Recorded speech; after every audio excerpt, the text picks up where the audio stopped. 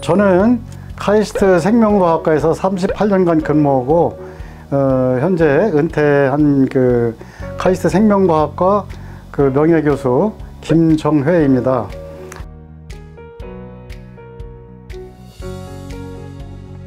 그리고 카이스트는 여러분들이 아실지 모르겠지만은 1971년도에 출발할 당시에는 서울 회계동에 있는 홍릉에서 출발을 했는데 1991년도에 그 장소가 협소하기 때문에 당시에 카이스트가 굉장히 그 확장을 하려고 노력을 했기 때문에 현재 이곳 그 대전시 연구단지 내에 위치하고 있습니다.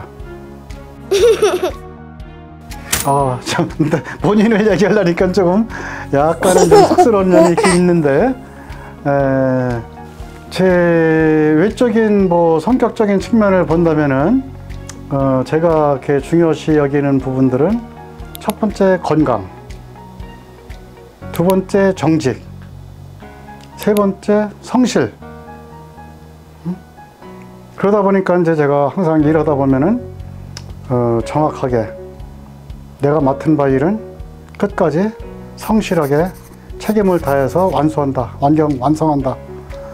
이런 이제 태도로 살았고, 학문 분야는 아까 말씀드린 대로 저는 미생물 세포, 생명공학, 대사공학 이렇게 말씀을 드릴 수 있을 것 같습니다. 생명공학이라고 한다면은 이제 생소한 단어가 되겠는데, 어쨌든 이제 그 공학이라는 뜻은 어떠한 그 원리를 활용을 해가지고 우리 인류가 필요한 어떠한 그 유용한 물질을 만들든지 시스템을 만들든지 어쨌든 만들어내는 분야입니다. 그러니까 이제 생명공학 하면은 그 생명체의 원리를 활용을 해가지고 우리 인간사에 필요로 하는 어떠한 뭐 물질이 됐건 에너지가 됐건 시스템이 됐건 요즘에 그 진단 기술이 됐건 이러한 것을 만들어내는 분야라고 이해하시면 되겠습니다. 사실은 제가 이제 그 유년 시절로 돌아가야 되는데, 저는 이제 충남 예산군의 예당 평야라는 들판에서 유년 시절을 보냈습니다. 이제 그래서 제가 이제 어린 시절을 그 평야의 들판에서 자연스럽게 그 자연과 함께 지내다 보니까는 그 굉장히 그 자연을 사랑하게 됐고, 자연의 어떤 그 섭리 이런 것들을 자연스럽게 깨닫게 됐어요. 부모님을 도와드리면서 이제 농촌에서 이제 그 농사를 짓다 보니까는 당연히 우리 농작물의 어떤 그 생육 과정, 수확 과정 이런 것들을 이제 관찰하게 됐죠. 그런데 이제 그 과정에서 제가 보니까는 그 농작물을 키우다 보면 지금도 그렇지만은 병충해가 굉장히 심합니다.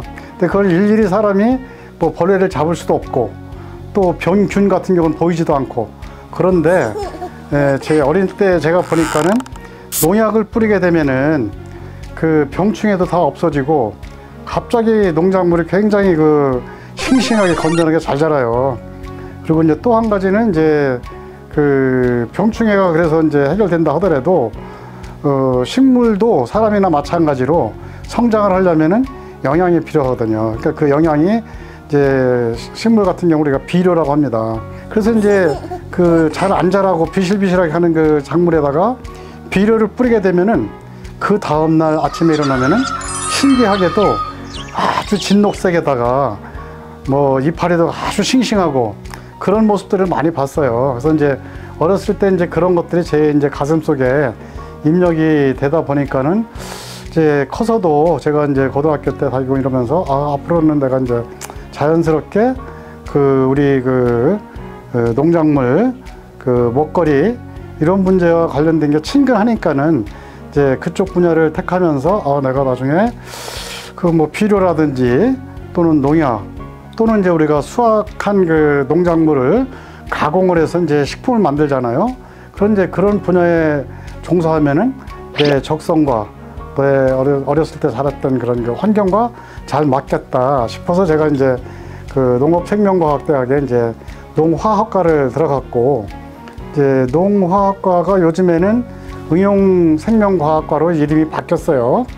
그렇지만 농화학과에서 하는 일이라는 것은 농작물을 어떻게 잘 건전하게 재배를 해서 수확을 많이 올리고 또 수확한 그런 곡식이나 여러 가지 과일 이런 것들을 잘 가공해서 사람들이 먹기 쉽게 만드는 이제 이런 분야를 가리키는 학과였거든요.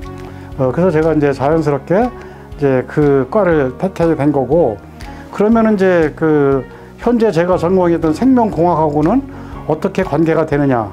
이제 생명공학이라는 것은 제가 아까 말씀드렸다시피 생명의 원리를 활용을 해가지고 우리 인간한테 필요한 여러 가지 다양한 물질들을 만드는 것인데, 이제 제가 농화학과에서 농작물에 관련되어 있는 어떤 일을 한다는 얘기는 쉽게 얘기해서 이제 식물에 대한 여러 가지 과학적인 문제를 다루는 문제이기 때문에 그거에 이제 더 넓은 개념이 생명과학이고 생명공학입니다. 그래서 제가 이제 전공을 바꾼 것도 아니고 어려서부터 대학 지금까지 쭉 한 가지 결과적으로는 이제 생명체가 어떻게 구성되어 있고 작동을 하는지 이제 거기서부터 시작을 해서 생명체가 만들어내는 여러 가지 물질들을 우리 인간한테 어떻게 잘 활용할 수 있을까, 이제 그런 분야를 일괄되게 제가 연구를 해왔습니다. 제 연구실 이름을 세포대사공학이라고 이름을 붙인 이유는 어쨌든 세포를 활용한다는 뜻이고, 대사공학이라는 것은 세포 내에서 여러 가지 이제 대사 활동이 일어나는데 이제 그 중에서 우리가 특정한 물질을 많이 만들어내게 해야 되기 때문에 대사 자체를 우리가 흐름을 내가 원하는 방향으로 바꿔야 되기 때문에 그거를 이제 엔지니어링 대사공학이라고 합니다. 이제 그거의 이제 핵심 원리는 결과적으로는 이제 유전자 조작, 유전공학 이런 기술들이 들어가는 거죠. 우리가 생명의 원리를 이용해서 물질 어떤 의약품이 됐건 식품 소재가 됐건 에너지가 됐건 뭐를 만드는데, 그럼 만들려면은 무엇을 대상으로 활용을 해서 만들어야 되는데, 그 과정이 1980년대 이전에는 우리가 이제 주로 미생물 세포를 활용을 했어요. 미생물 세포를. 그런데 미생물은 이제 여러분들이 아실지 모르겠지만은 생명체 중에서 가장 발달이 덜 된 하급의 생명체이고, 미생물은 이제 우리 인간처럼 어떤 조직이 만들어지고 위나 간처럼 기관이 있고 그런 것들이 이제 어떤 개체로 된 게 아니라 세포 하나가 그냥 분열하면서 살아가는 단세포 동물이거든요, 이게. 그래서 예를 들어서 대장균 같은 경우에 온도와 영양만 잘 맞춰주면은 20분에 한 번씩 분열을 해요. 20분에 한 번씩.